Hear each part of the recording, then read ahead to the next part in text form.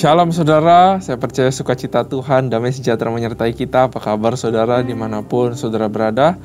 Semoga tetap sehat dan tetap stay safe juga. Nah, juga tetap semangat dan mencari Tuhan dan belajar firman Tuhan. Hari ini akan belajar Yosua pasal ke-6. Luar biasa sekali saudara. Nah, sebelum kita belajar, mari kita tenangkan diri kita. Kita masuk ke dalam puji-pujian, penyembahan. Mari kita sapa Tuhan kita. Take your time, perlahan kita masuk ke dalam hadirat Tuhan, memuji sembah Dia. Doa masing-masing di hadapan Tuhan, sapa Dia, katakan yang baik. Ya radabasi kita bayar. Yang bisa berbahasa roh, mari berbahasa roh. Nah, Tuhan yang baik dalam kehidupan kita. Ya radabasi kita bayar. Thank you Jesus. Terima kasih berkat-Mu Tuhan buat hari ini Bapa. Oh, haleluya, haleluya, haleluya.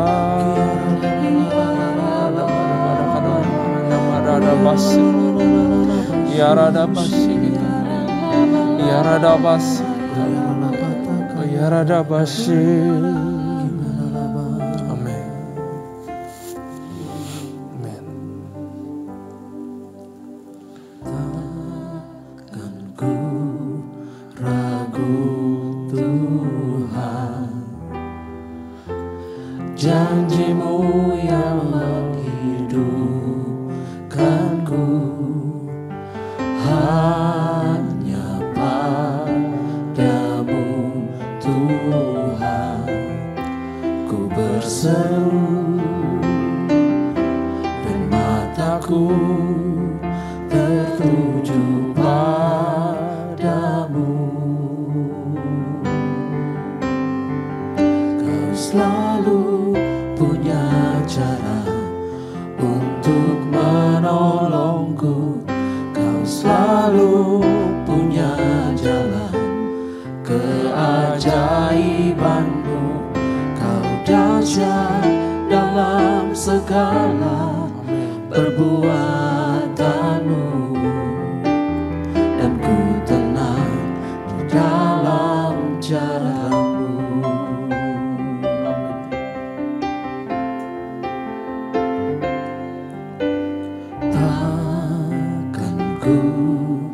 Ragu Tuhan, janji-Mu yang menghidupkanku. Hanya padamu Tuhan ku berseru, dan mataku tertuju padamu.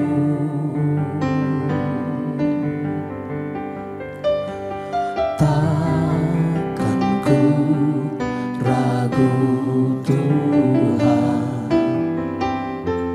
janji-Mu yang menghidupkanku. Hanya padamu Tuhan ku berseru, dan mataku tertuju padamu. Kau selalu punya cara untuk menolongku. Kau selalu punya jalan keajaiban-Mu. Kau dahsyat dalam segala perbuatan-Mu, dan ku tenang di dalam cara-Mu. Kau selalu punya cara untuk menolongku. Kau selalu punya jalan keajaiban-Mu. Kau dahsyat dalam dalam segala perbuatanmu, dan ku tenang di dalam caramu. Kau selalu punya cara untuk menolongku, kau selalu punya jalan keajaibanmu. Kau dahsyat dalam segala perbuatanmu, dan ku tenang di dalam caramu. Kau selalu punya cara untuk menolongku, kau selalu punya jalan keajaibanmu. Kau dahsyat dalam segala perbuatanmu, dan ku tenang di dalam caramu, dan ku tenang di dalam caramu, dan ku tenang di dalam caramu. Kau selalu punya cara untuk Caramu ajaib dan dahsyat Tuhan, caramu tak terpikirkan, karena kau Tuhan yang besar, karena kau Tuhan yang ajaib. Jalanmu di atas jalan kami Tuhan. We trust you, O Lord. We trust you, O Lord. Yarada bayarada yarada yarada bashi yarada yarada bashi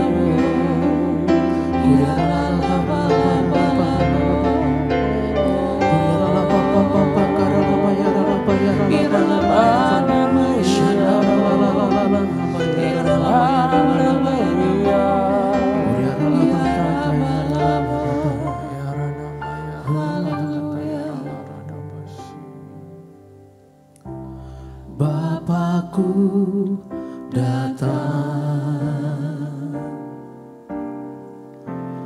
menyembahmu di sini. Ku percayakan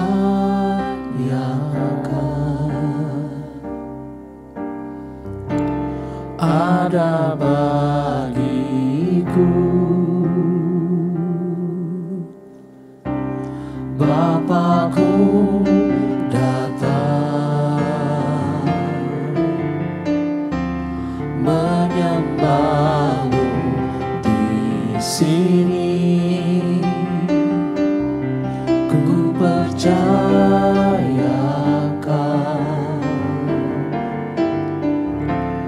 ada bagiku. Tak usah ku takut, sebab kau sertaku. Tak usah ku bimbang, kau di dalamku.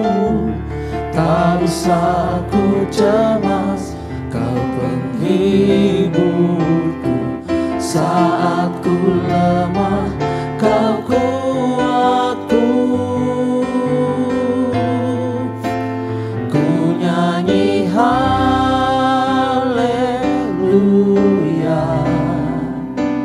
ku nyanyi haleluya.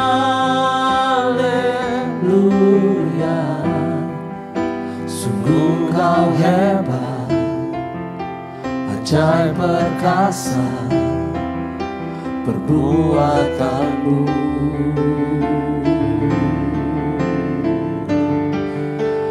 Ku nyanyi haleluya,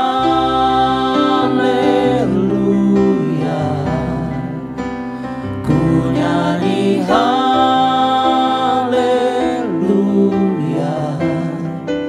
Sungguh kau hebat, ajaib perkasa perbuatanmu.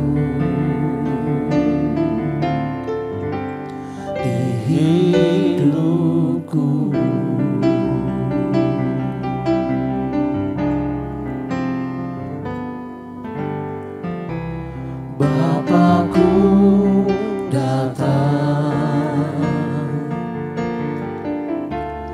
menyembahmu di sini. Ku percayakan ada bagiku.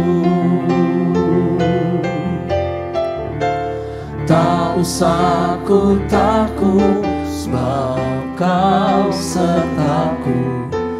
Tak usah ku bimbang, kau di dalamku.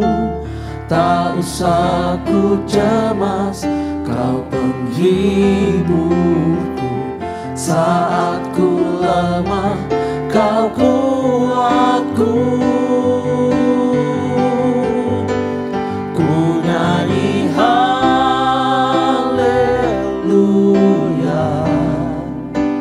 ku nyanyi haleluya.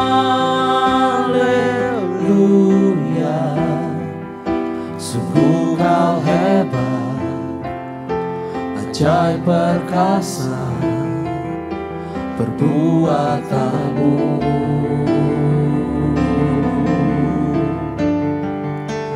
Ku nyanyi haleluya,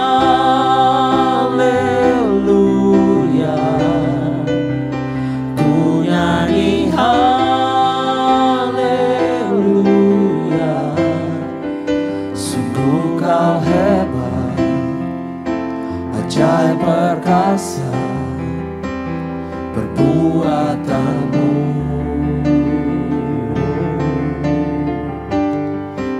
Sungguh kau hebat, ajaib perkasa perbuatanmu.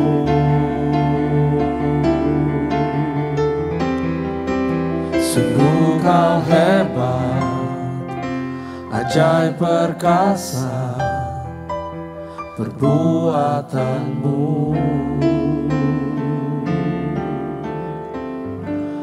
Di hidupku,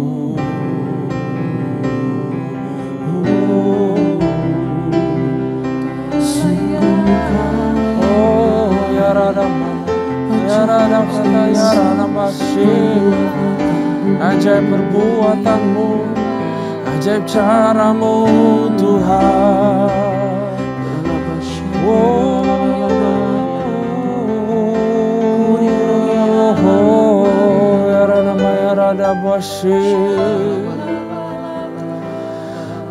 Dahsyat dan ajaib Tuhan.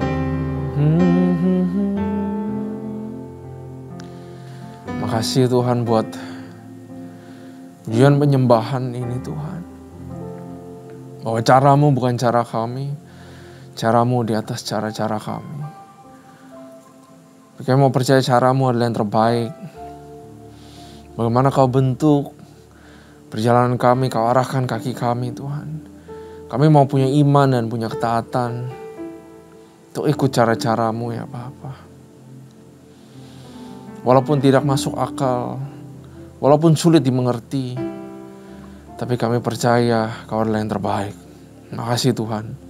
Kami mau belajar firman-Mu Yosua 6. Momen-momen saat Yeriko itu runtuh hancur. Bukan dengan kekuatan manusia, tapi dengan kekuatan Tuhan. Hamba-Mu berdoa biar mujizat kejadian ini juga boleh termanifestasi dalam kehidupan kami masing-masing. Ajari kami Tuhan, sembunyikan hamba-Mu di balik salib. Ajari hamba-Mu berbicara, berikan hikmat yang baru, kata-kata yang baru. Biar kami semua juga bisa dengar, belajar sesuatu yang baru dapat pada saat ini. Dalam nama Tuhan Yesus kami siap. Haleluya. Amin. Sukacita, salam damai sejahtera. Saudara, sekali lagi shalom. Nah, mari kita buka Yosua pasal yang ke-6. Harus semangat nih saudara, karena Yosua pasal yang ke-6 adalah sebuah fortress atau benteng yang besar itu. Yaitu halangan-halangan dalam kehidupan bangsa Israel hancur. Dan aku percaya ada mujizat juga di mana ada kuasa iblis, ada fortress, ada tembok penghalang. Dan juga aku berdoa hancur, termanifestasi di dalam kehidupan kita masing-masing, saudara. Nah, saudara mari buka Yosua pasal yang ke-6. Kita belajar sama-sama. Yosua pasal yang ke-6. Jatuhnya Yeriko. Kalau saya baru baca jatuhnya Yeriko, artinya jatuhnya satu tembok penghalang. Apakah itu penghalang doa, apakah itu penghalang masalah, financial, promosi. Maka perikopnya aja saya udah imankan, saudara. Jatuhnya Yeriko adalah jatuhnya benteng pertahanan musuh dalam kehidupan saya. Saya katakan amin dalam kehidupan saya. Saudara juga katakan amin dalam kehidupan saudara. Ada jatuhnya musuh di dalam kehidupan kita. Amin. Ayat 1, pasal 6 ayat 1. Pada itu Yeriko telah menutup pintu gerbangnya. Saudara, saya percaya apapun yang ditutup sama musuh pasti bisa dibuka sama Tuhan. Dan sudah dibuka sama Tuhan, gak bisa ditutup kembali sama musuh. Walaupun sudah ditutup pintu gerbangnya, saya percaya akan ada terobosan yang terjadi di kehidupan kita semua. Dalam pada itu Yeriko telah menutup pintu gerbangnya, telah tertutup kota itu karena orang Israel, tidak ada orang keluar atau masuk. Berfirmanlah Tuhan kepada Yosua, ketahuilah aku serahkan ke tanganmu Yeriko. Ini beserta raja dan pahlawan-pahlawan yang gagah perkasa. Haruslah kamu mengelilingi kota itu, yakni semua prajurit harus mengedari kota itu sekali aja. Demikianlah harus engkau perbuat 6 hari lamanya. Dan 7 orang imam harus membawa 7 sangkakala tanduk domba di depan tabut. Tetapi pada hari yang ke-7, bukan kelilingnya 1 kali, tapi hari yang ke-7, 7 kali kamu harus mengelilingi kota itu, sedang para imam meniup sangkakala. Apabila sangkakala tanduk domba itu panjang bunyinya, dan kamu mendengar bunyi sangkakala itu, maka haruslah suruh bangsa bersorak-sorak yang nyaring. Sorak-sorak kemenangan artinya ini. Maka tembok kota itu akan runtuh. Lalu bangsa itu harus memanjatnya masing-masing langsung ke depan. Saudara, sampai sini, coba bayangin kita jadi Yosua. Kok caranya begini ke Tuhan? Untuk hadapi satu tantangan yang rasanya besar sekali. Yeriko itu fortress yang kotanya nggak besar sampai kayak gimana, saudara.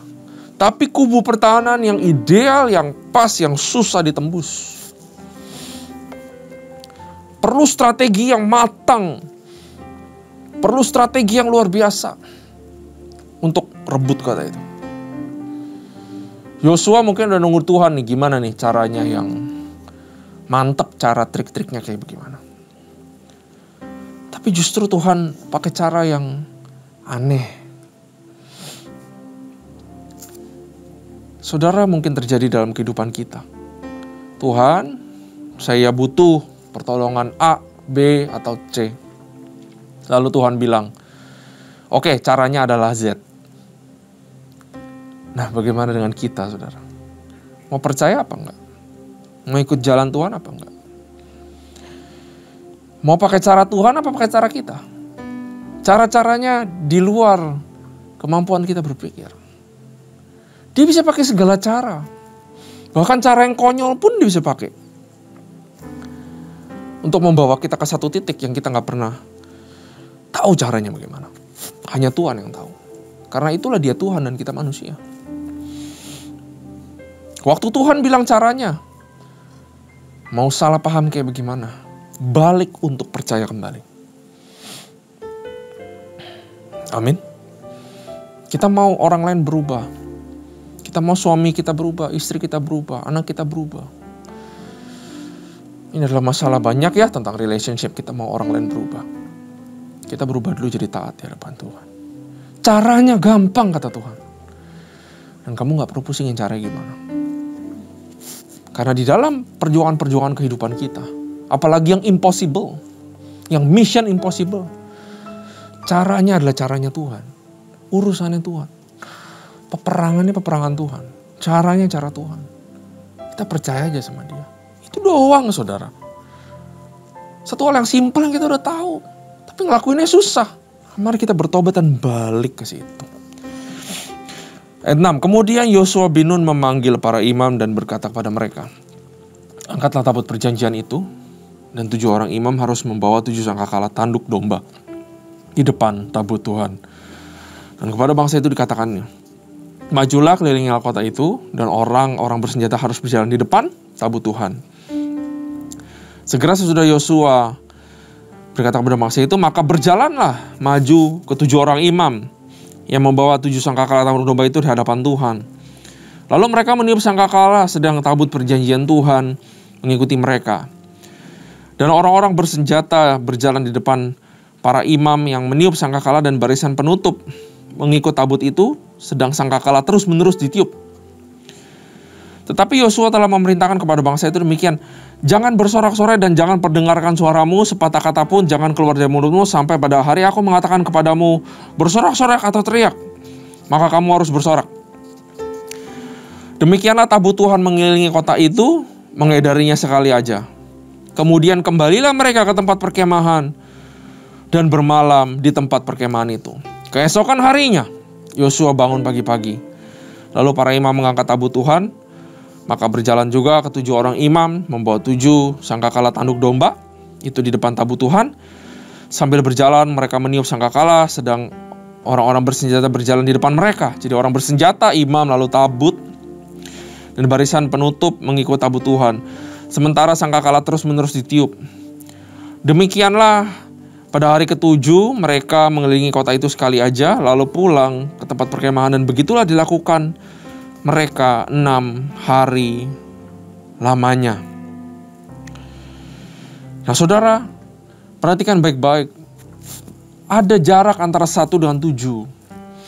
Ada 2, 3, 4, 5, 6. Tuhan bisa membuat kemenangan yang instan. Tapi Tuhan juga bisa buat kemenangan yang memang ada prosesnya yang harus terjadi, saudara. Selalu ada waktu atau periode di mana Tuhan pengen memproses bahwa nggak cuma keliling 1 kali, habis itu besoknya langsung runtuh, saudara. Tapi Tuhan sedang mengajarkan yang namanya konsistensi. Apa yang Tuhan ajarkan dilakukan berulang-ulang, tanpa celah, tanpa cacat, tanpa salah. Ada periode yang dinamakan adalah proses, di mana kita tetap setia melakukan apa yang kita lakukan seperti semula, sampai Tuhan memberikan kemenangan buat kita. Amin, saudara. Saudara mau anak saudara berubah, saudara lakukan seperti yang biasa, konsisten. Caranya bagaimana anak saudara berubah? Saudara tetap mengasihi seperti biasa. Ya, saya percaya Tuhan akan mendatangkan kemenangan pada waktunya. Selalu ada periode. Kita menanti-nantikan promosi, saudara. Lakukan terus yang terbaik hari demi hari. Walaupun tidak ada titik terang yang kelihatan sama sekali, lakukan terus. Saya percaya ada saatnya, it's just a split second, a flash, di mana tiba-tiba ada kemenangan turun, ada jalanan terbuka buat kita semua. Selalu ada periode namanya proses. Kita nggak tahu berapa hari, kita nggak tahu berapa bulan, kita nggak tahu berapa tahun. Tapi mari kita lakukan dengan taat. Amin. Ayat 15. Tapi pada hari yang ke-7, mereka bangun pagi-pagi. Ketika fajar menyingsing dan mengelilingi kota 7 kali dengan cara yang sama, hanya pada hari itu mereka mengelilingi kota itu 7 times.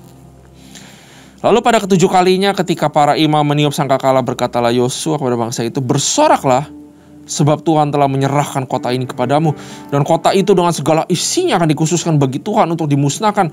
Hanya Rahab, perempuan sundal itu, akan tetap hidup.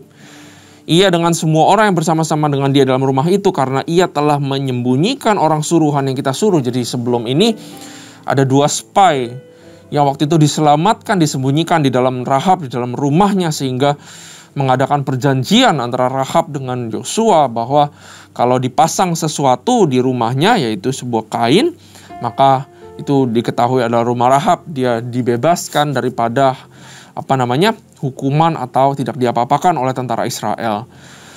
Ayat 18, tetapi kamu ini jagalah dirimu terhadap barang-barang yang dikhususkan untuk dimusnahkan, supaya jangan kamu mengambil sesuatu dari barang-barang yang dikhususkan itu setelah mengkhususkannya, dan dengan demikian membawa kemusnahan dan perkemahan bagi orang Israel dan mencelakakannya. Segala emas dan perak serta barang-barang tembaga dan besi adalah kudus bagi Tuhan. Semuanya itu akan dimasukkan ke dalam perbendaharaan Tuhan. Dikuduskan maksud dipisahkan buat Tuhan ya saudara. Lalu bersoraklah bangsa itu sedang sangkakala ditiup.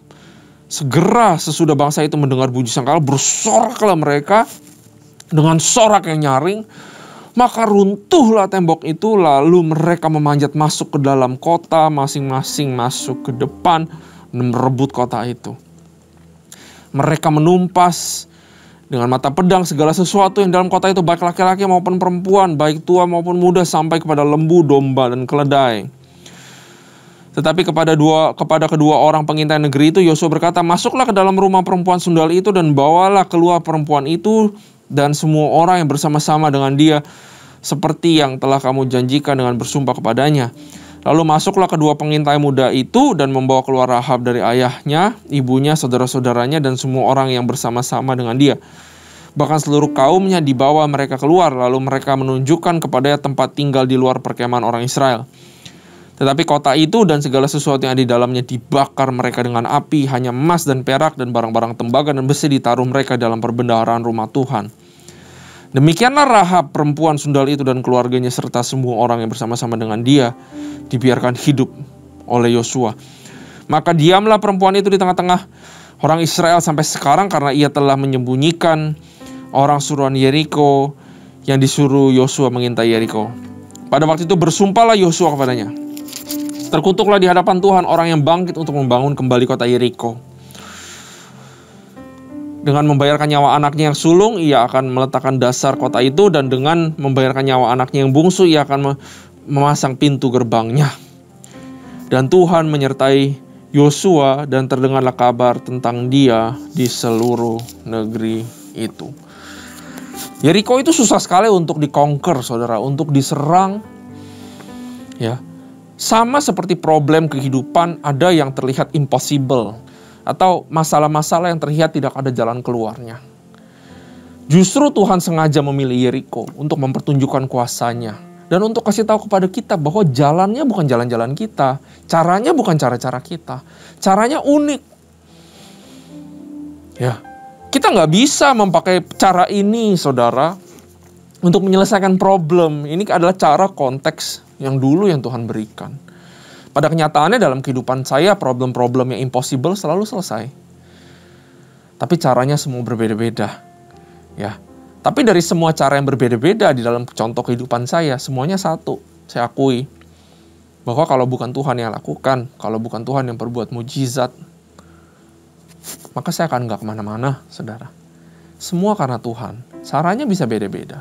Kita nggak usah expect cara yang sama. Orang lain kesaksian, kita ambil imannya untuk memperkuat kita percaya kepada Tuhan. Sama seperti Yosua dan bangsa Israel percaya kepada Tuhan. Lakukan ini.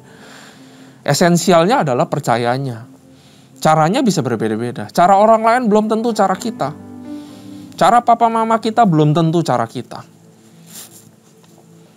Ya, cara bisa banyak macam.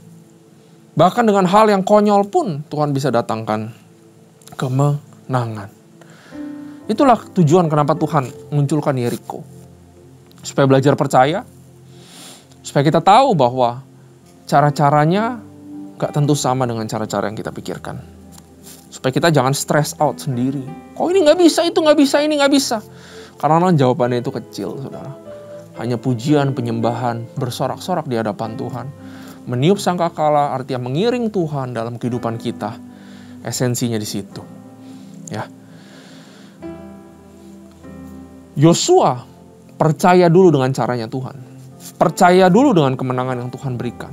Percaya dulu kepada Tuhan. Baru seluruh bangsa percaya. Message for leaders. Kalau kita aja goyah imannya, bagaimana orang yang mengikuti kita?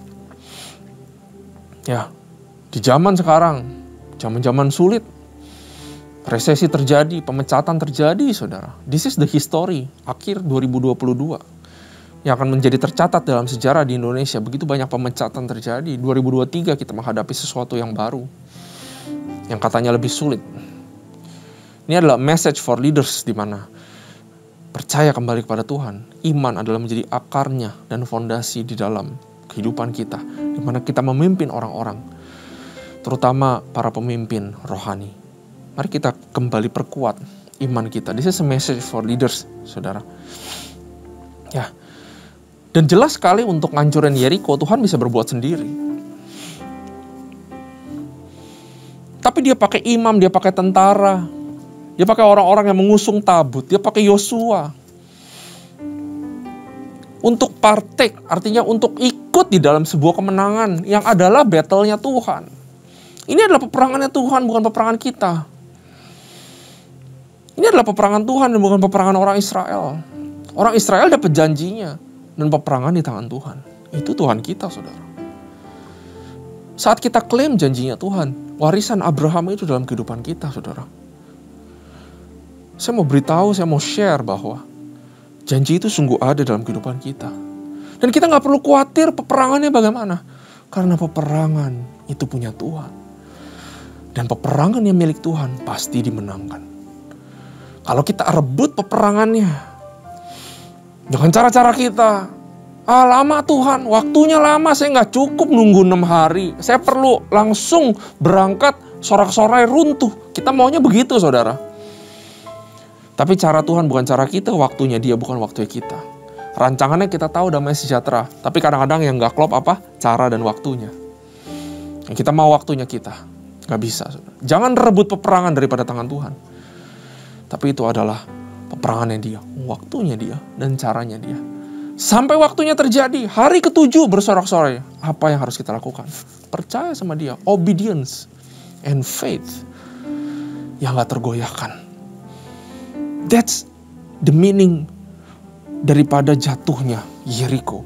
Faith and obedience. Karena waktunya dan caranya bukan punya kita. Itu adalah punyanya Tuhan. Biarkan itu menjadi bagiannya Tuhan. Dan bagian kita hanya percaya dan taat terus hari demi hari. Konsisten hari 1, 2, 3, 4, 5, 6. 6 hanyalah sebuah metafor daripada sebuah proses yang harus kita alami. Sampai runtuhnya peperangan yang menghalangi kehidupan kita, saudara.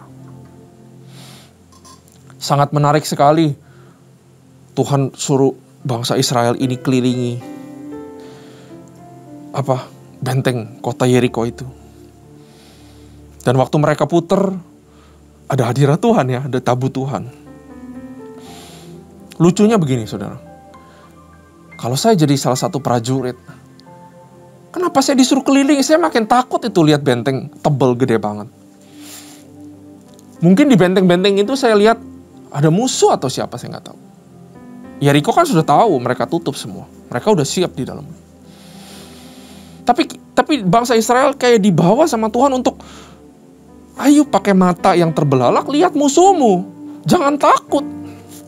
Artinya gini, jangan kita nggak terbiasa berada di dalam presence of our enemy. Ya, waktu kita berada di dalam presence-nya Tuhan, selalu akan ada musuh yang datang kepada kita. Jangan kita jadi kaget dan panik.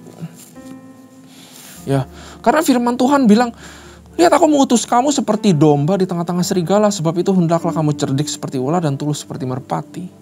There is a presence of God everywhere we go, di mana kita setiap kali berjalan. Dan kita jangan panik kalau ada presence musuh kita juga. Kita harus terbiasa dengan presence of our enemy. Dan kita gak perlu takut karena ada presence of God ada di dalam kita. Mazmur 23 ayat 5 berkata demikian. Engkau menyediakan hidangan bagiku di hadapan lawanku. Engkau mengurapi kepalaku dengan minyak, pialaku penuh dengan melimpah. Saudara, jangan kaget kalau didatangi badai. Jangan kaget kalau didatangi Goliat. Jangan kaget kalau ada Yeriko di depan mata. Terbiasalah dengan presence of our enemy. Terbiasalah dengan hadirat musuh-musuh kita. Tapi kita gak perlu takut.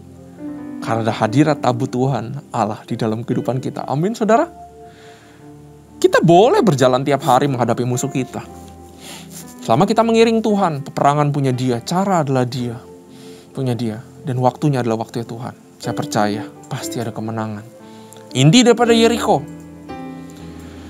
adalah iman dan ketaatan di hadapan Tuhan.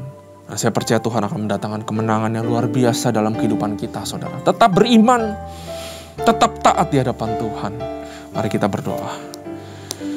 Bapa, kami melihat kebesaran-Mu, keruntuhan Yeriko, Di mana kami berdoa, hamba-Mu berdoa, itu boleh terjadi dalam kehidupan hamba-Mu dan kehidupan kami semua dalam nama Tuhan Yesus. Kami let go kekhawatiran. Kami let go semuanya dan kami bilang, ini adalah caramu, ini adalah peperanganmu. Rancanganmu kami pegang sebagai iman kami bahwa rancangan damai sejahtera bukan rancangan kecelakaan. Tapi cara-caramu Tuhan, kami gak mengerti. Kami gak mau stres, kami gak mau stress out. Jalan-jalanmu adalah jalan-jalanmu, peperangan adalah punyamu. Maka segala kemuliaan juga adalah punyamu Tuhan. Kami akan stay konsisten, iman dan ketaatan setiap hari. Hari 1, 2, 3, 4, 5, 6. Sampai saatnya kau menyuruh kami bersorak-sorai. Maka kami percaya segala halangan yang impossible, sakit penyakit, apapun yang mustahil akan dikalahkan. Dalam nama Tuhan Yesus kami berdoa. Kami telah belajar. Haleluya. Amin. Tuhan Yesus memberkati kita semua.